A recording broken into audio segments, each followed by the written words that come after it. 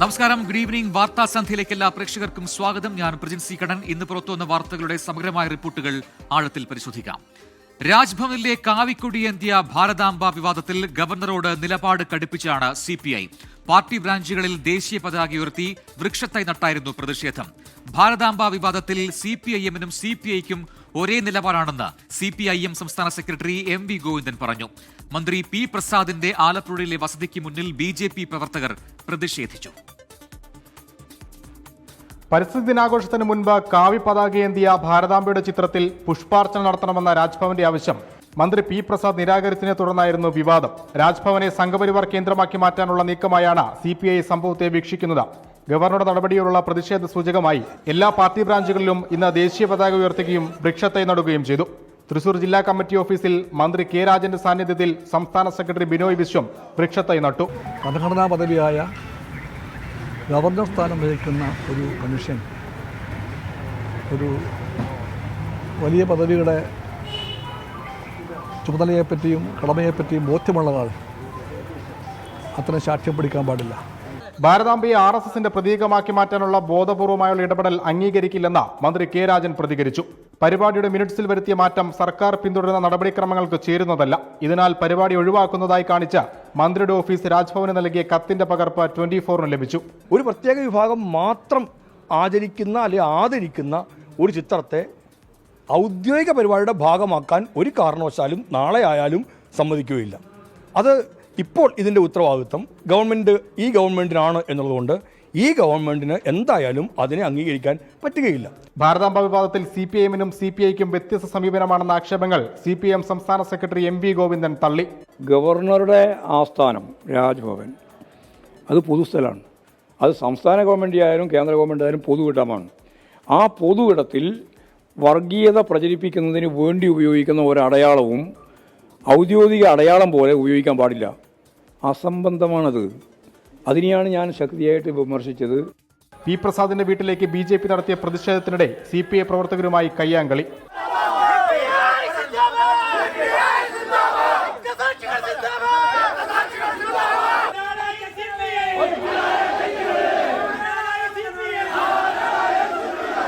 തിരുവനന്തപുരം ബ്യൂറോയ്ക്കൊപ്പം 24 ആലപ്പുഴ. നടനും BJP നേതാവുമായ G കൃഷ്ണകുമാറിനും മകൾക്കുമെതിരെ തട്ടിക്കൊണ്ടുപോകലിന് case. മകൾ ദിയ കൃഷ്ണയുടെ സ്ഥാപനത്തിലെ വനിതാ ജീവനക്കാരുടെ പരാതിയിലാണ് കേസ്. എന്നാൽ സ്ഥാപനത്തിൽ നിന്ന് QR കോഡിന്റെ മറവിൽ ജീവനക്കാർ പണം തട്ടിയെടുത്തെന്നാണ് G കൃഷ്ണകുമാറിന്റെയും മകളുടെയും ആരോപണം. 69 ലക്ഷം രൂപ ജീവനക്കാർ തട്ടിയെടുത്തെന്ന് ചൂണ്ടിക്കാട്ടി ജീവനക്കാർക്കെതിരെ കൃഷ്ണകുമാറും മകളും നൽകിയ പരാതിയിലും കേസെടുത്തിട്ടുണ്ട്. G കൃഷ്ണകുമാറിന്റെ മകൾ ദിയ കൃഷ്ണയുടെ O/OC എന്ന ഷോപ്പുമായി ബന്ധപ്പെട്ടാണ് പരസ്പര ആരോപണവും കേസും. ഫാൻസി ആഭരണങ്ങളുടെയും വസ്ത്രങ്ങളുടെയും ബിസിനസ് നടത്തുന്ന സ്ഥാപനമാണ് O/OC. ഇവിടെ ജോലി ചെയ്യുന്ന 3 വനിതാ ജീവനക്കാർ നൽകിയ പരാതിയിലാണ് കൃഷ്ണകുമാറിനും മകൾ ദിയയ്ക്കുമെതിരെ കേസ്. ദിയ മാനസികമായും ജാതീയമായും അധിക്ഷേപിച്ചെന്നും ജോലി വിടാൻ തീരുമാനിച്ചപ്പോൾ ആരോപണം ഉന്നയിച്ച് ഭീഷണിപ്പെടുത്തിയെന്നാണ് വിനീത, ദിവ്യ, രാധാകുമാരി എന്നിവരുടെ ആരോപണം. ട്രാൻസാക്ഷൻസ് മുഴുവൻ ഞാൻ എൻ്റെ യൂട്യൂബ് ചാനലിനകത്തൂടെ പുറത്തു വിട്ടു. മനസ്സിലായില്ലേ? നിങ്ങൾക്ക് 3 പേർക്ക് ക്ഷീണിക്കാൻ പറ്റാത്ത വകുപ്പ് ഞാൻ ചെയ്യും. മനസ്സിലായില്ലേ? ദിയ പറഞ്ഞിട്ടാണ് സ്വന്തം അക്കൗണ്ടിൽ പണം വാങ്ങിയതെന്നും പരാതിക്കാർ. ഞങ്ങൾ ആദ്യമായിട്ട് അവിടെ ജോലിക്ക് കയറിയപ്പോൾ ദിയ മാം ഞങ്ങളുടെ ഇങ്ങോട്ട് പറഞ്ഞത്, നിങ്ങൾ കസ്റ്റമേഴ്സിൻ്റെ പേയ്മെൻ്റ് ഒക്കെ നിങ്ങളുടെ അക്കൗണ്ടിൽ മേടിച്ചാൽ മതി. കാരണം എൻ്റെ അക്കൗണ്ടിൽ മേടിച്ചാണ് എനിക്ക് ഇടയ്ക്കിടയ്ക്ക് ബാങ്കിൻ്റെ ഇഷ്യൂസ് വരുന്നുണ്ട്. ആദ്യം നമ്മുടെ അങ്ങനെയാണ് പറയുന്നത്. ആരോപണങ്ങൾ തെറ്റെന്ന് G കൃഷ്ണകുമാറും ദിയ കൃഷ്ണയും. സ്ഥാപനത്തിൽ നിന്ന് QR കോഡിന്റെ മറവിൽ ജീവനക്കാർ പണം തട്ടിയെടുത്തെന്നാണ് ആരോപണം. തട്ടിപ്പ് പുറത്തായപ്പോൾ ജീവനക്കാരും ബന്ധുക്കളും ഒത്തുതീർപ്പിന് വന്നെന്നും G കൃഷ്ണകുമാർ.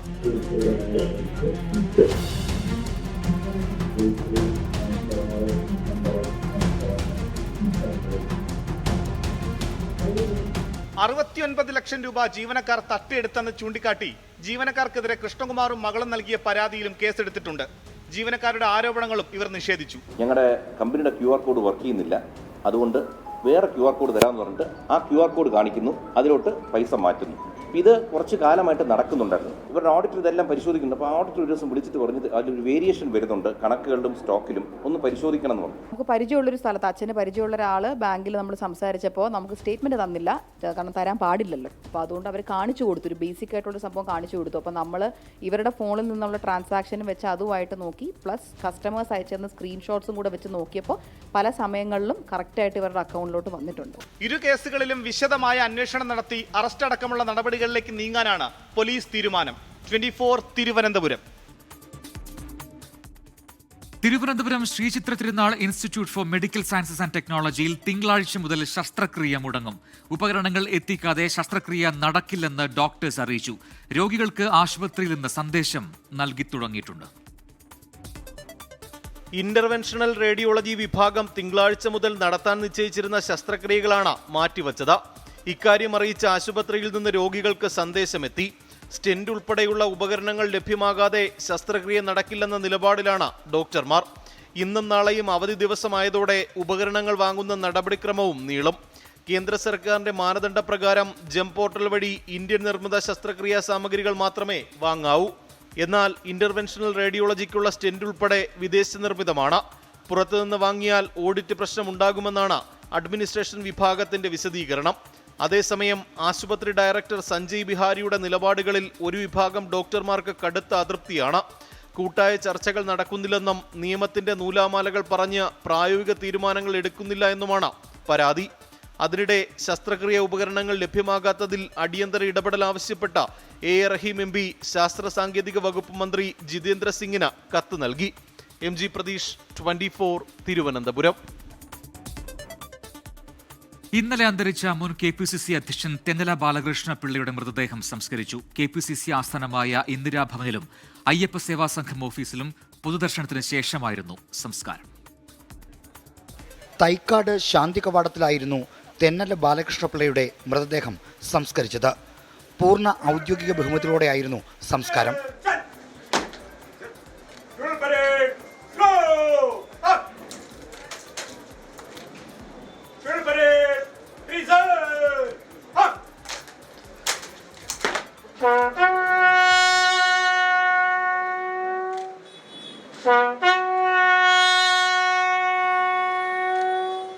ചെറുമകനാണ് അന്ത്യകർമ്മങ്ങൾ ചെയ്തത്.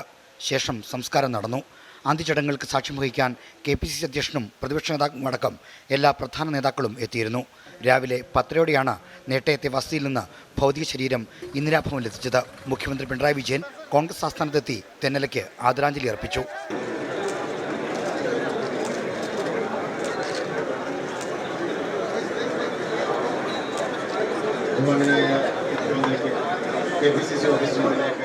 തെന്നല ബാലകൃഷ്ണപിള്ള ദീർഘകാലം സാരഥ്യം വഹിച്ചിരുന്ന അയ്യപ്പ സേവാ സംഘത്തിൻ്റെ ഓഫീസിലും മൃതദേഹം പൊതുദർശനത്തിന് വെച്ചു. അവസാനമായി കാണാനെത്തിയവരെല്ലാം സംശുദ്ധ രാഷ്ട്രീയത്തിൻ്റെ പ്രതീകമായി ജീവിച്ച തെന്നല ബാലകൃഷ്ണപിള്ളയ്ക്ക് സ്നേഹനിർഭരമായ അന്ത്യയാത്രാമൊഴി നൽകി. വിട രാഷ്ട്രീയത്തിലെ സൗമ്യമുഖത്തിന്. 24 തിരുവനന്തപുരം. ഭീകരതയ്ക്കെതിരായ ഇന്ത്യൻ സൈനിക നടപടികൾക്ക് പിന്നാലെ സിന്ധു നദീജല കരാർ മരവിപ്പിച്ച നടപടി പിൻവലിക്കണമെന്ന് അഭ്യർത്ഥിച്ച് പാകിസ്ഥാൻ. ഇക്കാര്യം ആവശ്യപ്പെട്ട് പാകിസ്ഥാൻ ഇന്ത്യക്ക് വീണ്ടും കത്തെഴുതി. എന്നാൽ നടപടി പിൻവലിക്കില്ല എന്ന നിലപാടിലാണ് രാജ്യം. പെഹൽഗാം ഭീകരാക്രമണത്തിന് പിന്നാലെയാണ് സിന്ധു നദീജല കരാർ മരവിപ്പിച്ച ഇന്ത്യയുടെ കടുത്ത നടപടി. നദീജലം ആശ്രയിച്ചിരുന്ന പാകിസ്ഥാന്റെ പല മേഖലകളും ഇന്ന് കടുത്ത വരൾച്ചയും ജലക്ഷാമവും നേരിടുന്നുവെന്നാണ് റിപ്പോർട്ടുകൾ. ഇതോടെയാണ് കരാർ മരവിപ്പിച്ച നടപടി പുനഃപരിശോധിക്കണമെന്ന് അഭ്യർത്ഥിച്ച് ഇന്ത്യക്ക് വീണ്ടും പാകിസ്ഥാന്റെ കത്ത്. കരാർ മരവിപ്പിച്ചതോടെ കൃഷിയും ജനജീവിതവും പ്രതിസന്ധിയിലായെന്നും കത്തിൽ പറയുന്നു. പാകിസ്ഥാനെതിരെ സ്വീകരിച്ച നടപടികൾ പിൻവലിക്കില്ലെന്ന നിലപാടിലാണ് രാജ്യം. സിന്ധു നദീജല കരാറുമായി ബന്ധപ്പെട്ട ഒരു ചർച്ചയ്ക്കും താൽപ്പര്യമില്ലെന്നും ഇന്ത്യൻ വിദേശകാര്യ മന്ത്രാലയ വൃത്തങ്ങൾ അറിയിച്ചു. ഓപ്പറേഷൻ സിന്ദൂർ വിശദീകരിക്കാൻ ശശി തരൂർ MPയുടെ നേതൃത്വത്തിൽ വിദേശ പര്യടനം നടത്തിയ സംഘം US deputy state secretary Christopher ലാൻഡവുമായി കൂടിക്കാഴ്ച നടത്തി. ഭീകരതയ്ക്കെതിരായ പോരാട്ടത്തിൽ ഇന്ത്യക്ക് അമേരിക്ക പിന്തുണ അറിയിച്ചു. 24 ഡൽഹി. ചാരപ്രവർത്തനത്തിലേർപ്പെട്ട ഇന്ത്യൻ യൂട്യൂബേഴ്സിനെ നിയന്ത്രിച്ചത് പാക് പോലീസിലെ മുൻ ഉദ്യോഗസ്ഥനാണെന്ന വിവരം. മുൻ സബ് ഇൻസ്പെക്ടറായിരുന്ന നാസിർ എന്നയാളെ സംബന്ധിച്ച് നിർണായക വിവരങ്ങൾ ഇന്ത്യൻ ഏജൻസികൾക്ക് ലഭിച്ചു. പാക് ചാരവൃത്തി കേസിൽ നിരവധി യൂട്യൂബേഴ്സാണ് രാജ്യത്ത് അറസ്റ്റിലായത്.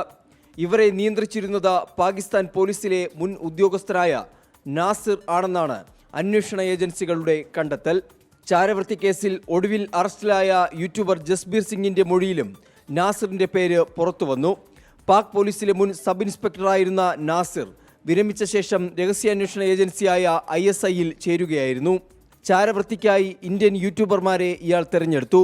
നാസിറും വനിതാ സുഹൃത്തും യൂട്യൂബർമാർക്കും ISIക്കുമിടയിൽ പാലമായി പ്രവർത്തിച്ചു. യൂട്യൂബർമാരെ പാക് ഹൈക്കമ്മീഷനിലെ ഉദ്യോഗസ്ഥൻ ഡാനിഷുമായും ബന്ധിപ്പിച്ചു. ഇതിന് പിന്നാലെ യൂട്യൂബേഴ്സിന് ചാരവൃത്തി ചുമതലകൾ ഏൽപ്പിച്ചു. പാക് സന്ദർശനത്തിന് വേണ്ട സൗകര്യങ്ങൾ യൂട്യൂബേഴ്സിന് ഒരുക്കി. ഇതിനു പകരമായി പാക് അനുകൂല വീഡിയോകൾ ചിത്രീകരിച്ച് യൂട്യൂബിൽ പോസ്റ്റ് ചെയ്യണമെന്നും നാസിർ നിർദ്ദേശം നൽകിയതായാണ് കണ്ടെത്തിയിരിക്കുന്നത്. 24 ഡൽഹി. Welcome back. വാർത്താ സന്ധ്യ തുടരുകയാണ്. അടുത്ത റിപ്പോർട്ടിലേക്ക്. മഹാരാഷ്ട്ര നിയമസഭാ തെരഞ്ഞെടുപ്പിൽ ക്രമക്കേട് നടന്നുവെന്ന രാഹുൽ ഗാന്ധിയുടെ പരാമർശം തള്ളി തെരഞ്ഞെടുപ്പ് കമ്മീഷൻ. ആരോപണങ്ങൾ അടിസ്ഥാനരഹിതമെന്ന് തെരഞ്ഞെടുപ്പ് കമ്മീഷൻ പറഞ്ഞു. രാഹുലിന്റെ പരാമർശം നിയമത്തോടുള്ള അനാദരവെന്നും വസ്തുതകളെ പൂർണ്ണമായും അവഗണിക്കുന്നുവെന്നും കമ്മീഷന്റെ വിമർശനം. മഹാരാഷ്ട്ര നിയമസഭാ തെരഞ്ഞെടുപ്പിൽ സംഭവിച്ചത് ബീഹാറിലും BJP പരാജയപ്പെടാൻ ഇടയുള്ള സംസ്ഥാനങ്ങളിലും ആവർത്തിക്കുമെന്നായിരുന്നു രാഹുൽ ഗാന്ധിയുടെ പരാമർശം.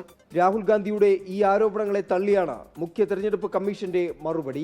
രാഹുൽ ഗാന്ധിയുടെ ആരോപണങ്ങൾ അടിസ്ഥാനരഹിതം, നിയമത്തോടുള്ള അനാദരവാണ് ഇതിലൂടെ രാഹുൽ ഗാന്ധി കാണിക്കുന്നത്. തെരഞ്ഞെടുപ്പ് സമയത്ത് സുതാര്യമായി പ്രവർത്തിക്കുന്ന ലക്ഷക്കണക്കിന് തെരഞ്ഞെടുപ്പ് ഉദ്യോഗസ്ഥരെ നിരുത്സാഹപ്പെടുത്തുന്നതുകൂടിയാണിത്. വോട്ടർമാരിൽ നിന്ന് അനുകൂലമല്ലാത്ത വിധിയുണ്ടായാൽ പക്ഷപാതപരമാണെന്ന് പറഞ്ഞ് തെരഞ്ഞെടുപ്പ് കമ്മീഷനെ അപകീർത്തിപ്പെടുത്താൻ ശ്രമിക്കുന്നത് തികച്ചും അസംബന്ധം. മഹാരാഷ്ട്ര നിയമസഭാ തെരഞ്ഞെടുപ്പുമായി ബന്ധപ്പെട്ട പരാതികൾ ഉയർന്നപ്പോൾ തന്നെ കാര്യങ്ങൾ കോൺഗ്രസ് പാർട്ടിയോട് വിശദീകരിച്ചിരുന്നുവെന്നും ആ മറുപടി കമ്മീഷന്റെ വെബ്സൈറ്റിൽ ലഭ്യമാണെന്നും തെരഞ്ഞെടുപ്പ് കമ്മീഷൻ വ്യക്തമാക്കി. വസ്തുതകളെ പൂർണ്ണമായും അവഗണിച്ചുകൊണ്ടാണ് തുടർച്ചയായി ആരോപണങ്ങൾ ഉന്നയിക്കുന്നതെന്നും തെരഞ്ഞെടുപ്പ് കമ്മീഷൻ കുറ്റപ്പെടുത്തി. 24 ഡൽഹി. മിനിമം ജോലി സമയം 10 മണിക്കൂറാക്കാൻ ആന്ധ്രാപ്രദേശ് സർക്കാർ. 6 മണിക്കൂർ ജോലി ചെയ്താൽ 1 മണിക്കൂർ വിശ്രമം എന്ന നിലയിൽ തൊഴിൽ ചട്ടം മാറ്റും. തീരുമാനത്തിനെതിരെ തൊഴിലാളി സംഘടനകൾ രംഗത്തെത്തി.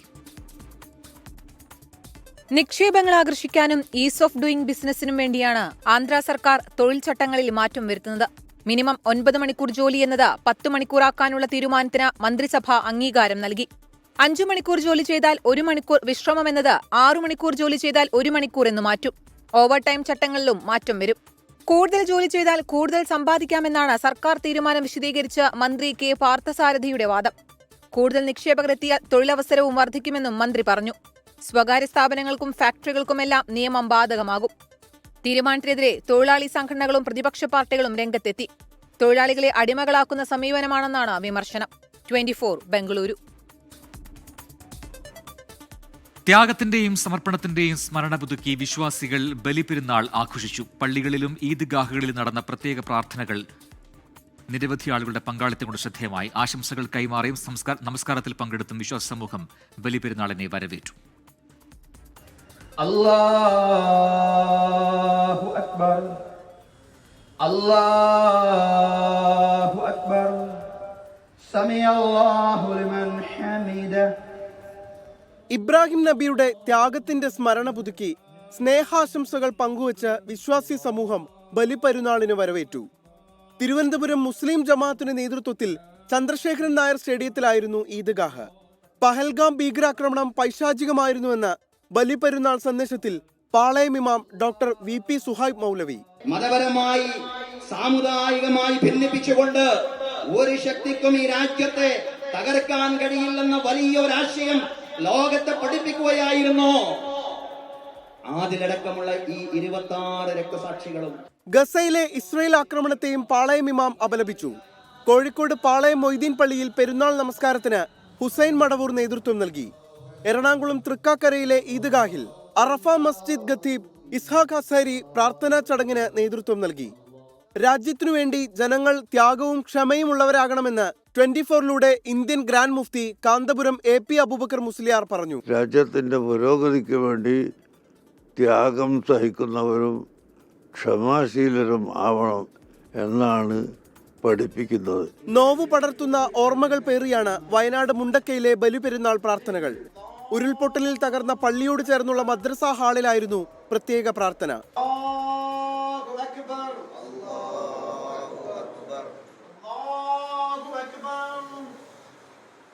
വിവിധ ബ്യൂറോകൾക്കൊപ്പം ന്യൂസ് ഡെസ്ക് 24. ഇനി നിലമ്പൂരിലേക്കാണ്. പോരാട്ടച്ചൂടിൽ നിലമ്പൂർ.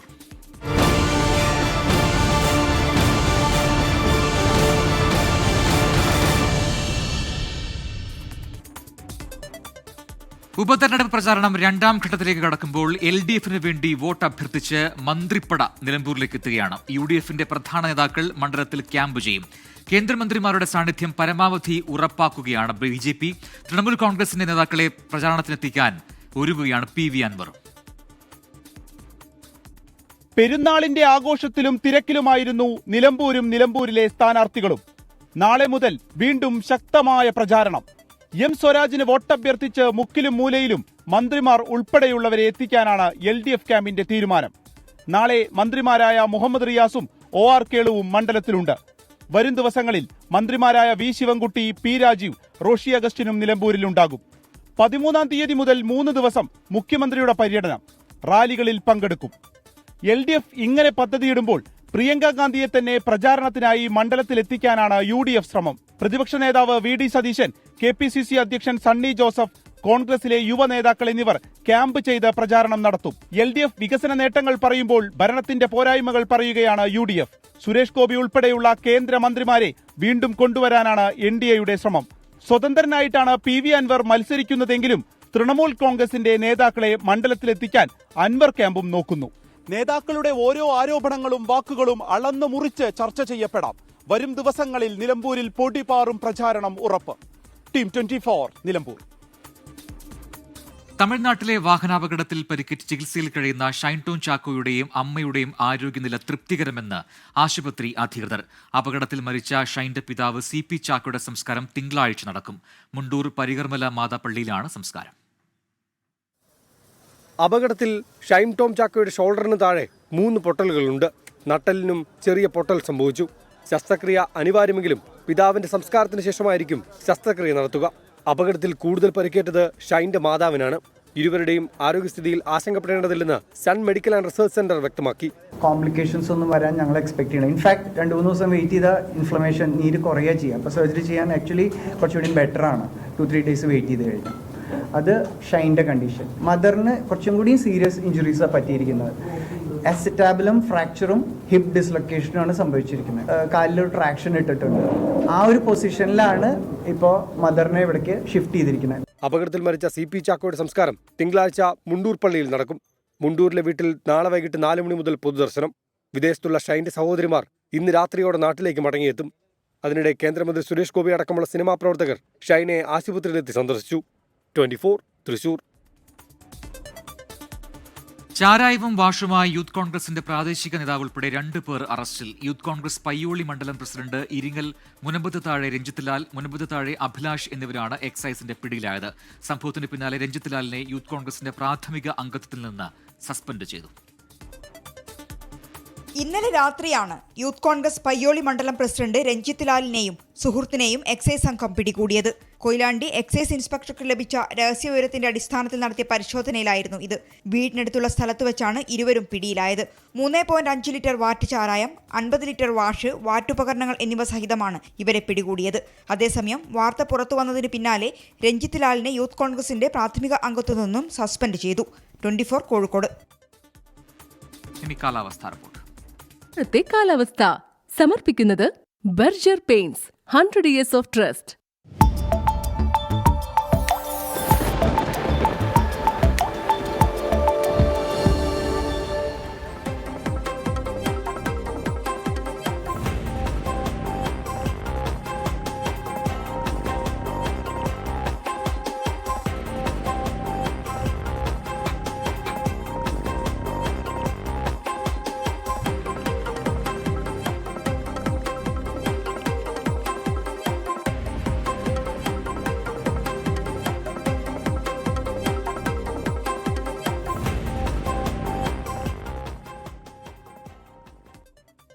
ഇതോടെ വാർത്താ സന്ധ്യ പൂർത്തിയാവുന്നു.